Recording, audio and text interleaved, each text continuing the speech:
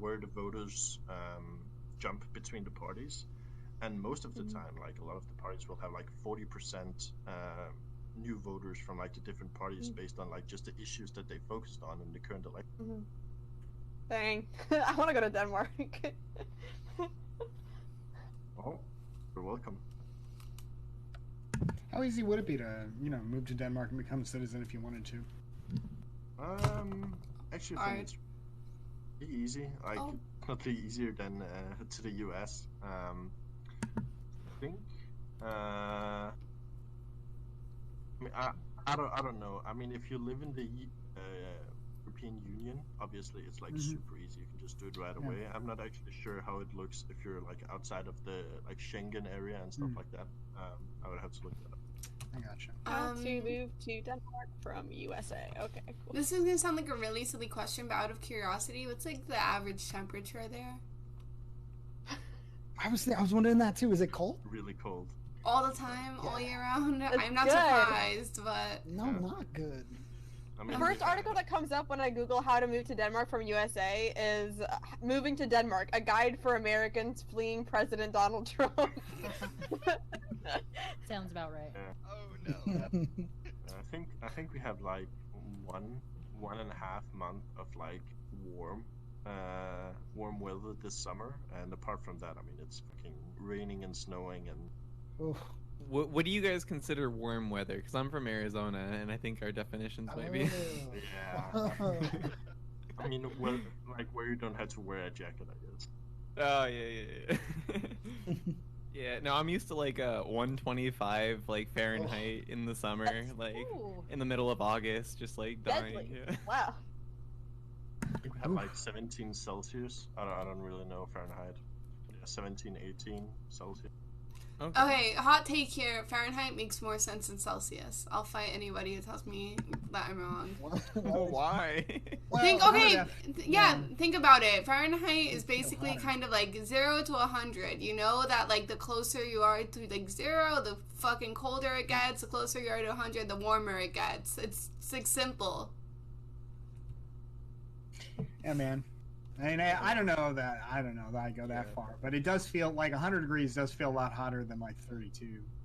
But I mean, that's only because I guess of my personal experience with Do you feel the same way about fucking all the fight me. American metrics? Like American no, seriously, fuck come the on. metric system. Come on, man. It totally makes sense that our unit of distance is equivalent to 5,280 feet. That's legit, right? Micro, macro, Texas. Hey. Yo, dude, can you imagine measuring Texas in kilometers rather than miles? I don't use those damn common even units. numbers. That's right, man. They don't have any character. Yeah. No, actually, the last problem president isn't really the units pushed themselves. Sorry, I was going to say the last president that really pushed for metrification was Nixon. Womp womp. Yep, true. If only. And these metrics aren't How bad does until you start Celsius make more converting them sense in into Fahrenheit? like Explain to me. How does through the each 0 other. to Like, then 100 scale not make more starts becoming weird, sense? but yeah. I always win Iron Clap. What was all our next the time. topic, by the way? Ooh, I was excited about this one. Thank you. I appreciate the compliment. We've got two. Someone was asking me about the UK politics. Oh. Is that the one you're excited for? No. Yeah, we can jump to that one. Yes. We can talk about it. How the right just bent us over. Well, according to Biden, this is what happens when you try going too far left, right? That was his quote from earlier today. I think I tell me if I'm wrong. I think Tories are even more liberal compared to freaking conservatives in America. Like that's how different the scale is. Or am I completely off here? Yeah, sure. Seems that way to me. And he kept arguing, well, unless you think he's like lying about all this, which is possible. But and he claimed that he was Thank you. I appreciate it. Which is a treasure to our society and all Thank that. you. I mean, maybe it's all like BS, but of course, it's hard to imagine an American Thank you. conservative defending the nobility of a national health care service. Yeah, I think sort of. Quite appreciate it. I really dislike that comment from Biden. I think if you look at the election, and I followed it pretty closely, the UK election, I think what really like put the nail in the coffin for Corbyn was just the whole Brexit thing. like him refusing to have a clear stance on Brexit, and him being hammered over and over again every single debate on just that one topic. I mean, if you look at all the polling, it's painfully obvious that even if I agree with sort of his assessment on what needed to happen and letting the people vote, it's just not a good look politically. And I mean, yeah. I actually think it's a good sign for us here in the U.S. because, and it's got nothing to do with the shifting of politics. Just they've been dealing with Brexit for 4 freaking years, and I think people are just tired of it and they want to get it over with. And I think we're gonna see the same thing here in America. People are goddamn tired of fighting, and Donald Trump is the instigator in chief. And I think it's a good sign. That shows you can only push people so far. They don't want to be this involved. They don't want to hear about this stuff every single day. So I think it's actually a good sign for us here. Well, wouldn't you argue then that it's that the opposite happened then? Because technically, if you just like left it alone and Brexit didn't happen, then it'd just be normalcy again for the UK. No, but even people on the left, the Labour Party was talking about Brexit too. Everybody wanted it, you know, some fashion. Like both sides were arguing for it, just different ways to get there. Yeah, there were some people, like I think there were some people in Labour who wanted Brexit because the European Union, as they put it, is kind of a neoliberal project that prevents them from realizing their full political program. There's a huge part of the Labour Party who actually wanted Brexit. Like if you look at the areas where, where like the Labour Party is like the more rural areas, where the Labour Party are having its constituency, they have had like maybe 75% of the population pro-Brexit. And I mean, if you look at sort of the official policies of the Labour Party, it seemed like they were moving more and more away from sort of the Brexit thing. And I mean, even if I myself personally think Brexit is a stupid idea, I mean, I can't imagine how you think that would go well with like your voters.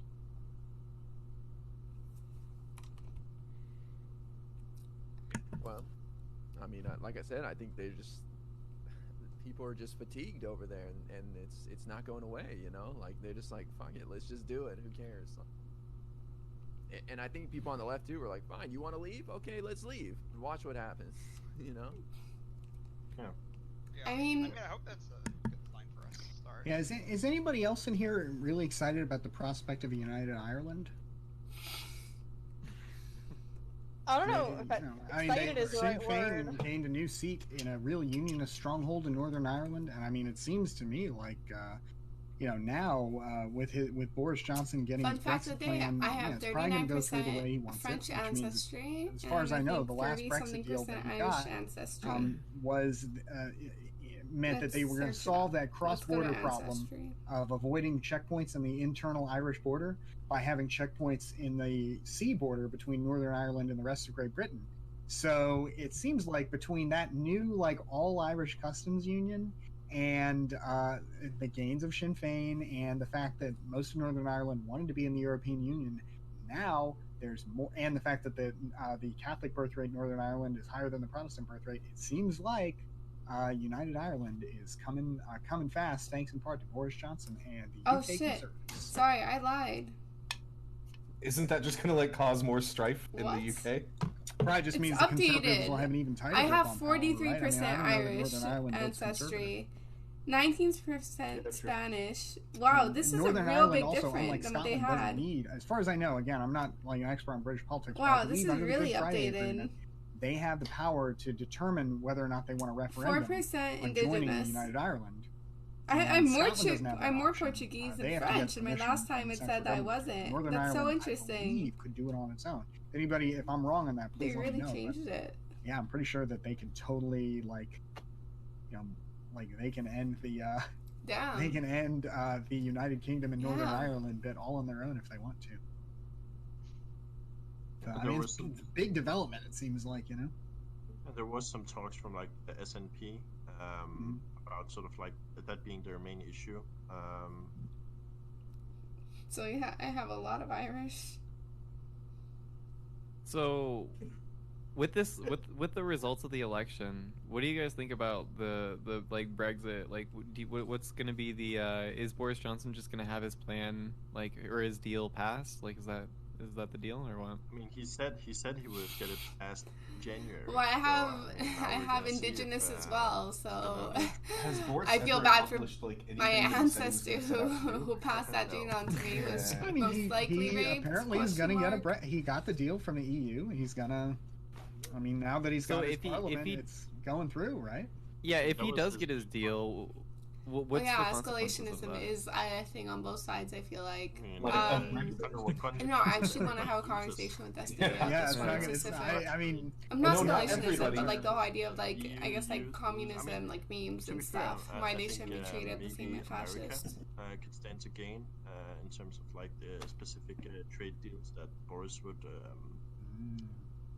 argue for with like the US, but I think the UK itself probably gonna lose out. EU gonna lose out for sure. Yeah, all the rich people. Obviously, America's the only important one. So, like, as long as it benefits us. I mean, right. it's you know, I think Scuff Lefty's right. I don't know who in the UK really stands to gain from Brexit, like short term. Maybe long term, there's some argument that eventually they'll be able to negotiate better trade deals. Yeah. But like in the short term, I mean, they're cutting themselves off from the world's biggest free trade zone, and they don't have any deals in place to replace that, really. They're gonna have so much freedom, though, like all this freedom. Yeah, and that'll be maybe over the long term they'll be able to do something better with it. But like over the short term, I don't know who else is going to benefit except for like U.S. trade negotiators, maybe Chinese trade negotiators. You know, it's been such a long time since I've read about it, right? But I remember there being like a really like good argument made about like Brexit in the long term if the EU like collapses because of like the whole like Greek situation, but that was like the last time I read about that was so fucking long ago. Like I don't know how many things have changed when it comes to like Greek's economic standing and like I guess the other countries in the EU that are still struggling a bit. I mean, there's just no way. I mean, the EU is the biggest market in the world. It's really strong because it's united, and yeah. I mean, Majestic. How you doing? The one positive thing that you can say about Brexit is that inevitably it's led to all of the other EU countries considering leaving the EU less, especially here in Denmark. Because Brexit happened, people in Denmark are like, nope, we're not going there. Yeah, I remember even Marine Le Pen, who was talking about doing it in France, and France had some skeptics too. I think that's all, as far as I know, that's gone. That whole feeling. Yeah, for sure. I mean, the whole thing. I mean, just the fact that it's taken 4 years and they still don't have anything. I mean, nobody wants to put their country. Yeah, and like eventually, I'm sure they could eventually get some kind of deal with the EU. But like again, it's just hard to imagine that they'll be able to get deals as good, say, with the U.S. and China as the EU as they would be able to get as part of the EU. Maybe not. Maybe they're right. I mean. I know Boris Johnson has this idea that he's going to turn the UK into like the Singapore on the Thames. You know, maybe he'll do it. I mean, Singapore did it, but you know, it just doesn't make economic sense, like in any way. I mean, like, even if you have a base understanding of economics, I mean, the bigger the market you can negotiate with, the better the deals. And the UK is very obviously a much smaller market than the EU combined. Yeah. I think he gets it all done, and I think it's my opinion is formed on identity politics altogether, because I don't know, but I know Boris looks a lot like our current administration. What is that? What a leader looks like? Is that why we elect this sort of like? He's sort of funny looking. One thing I did want to point is that I went to Scotland for like a Street Fighter tournament. I don't know if it was 4 or 5 years ago, but I remember discussing Brexit as like a laughable. Unlikely potential, and now it seems inevitable. This is just kind of crazy to me. I mean, I haven't kept up since then, but you have to it's insane, no? You have to consider a really important thing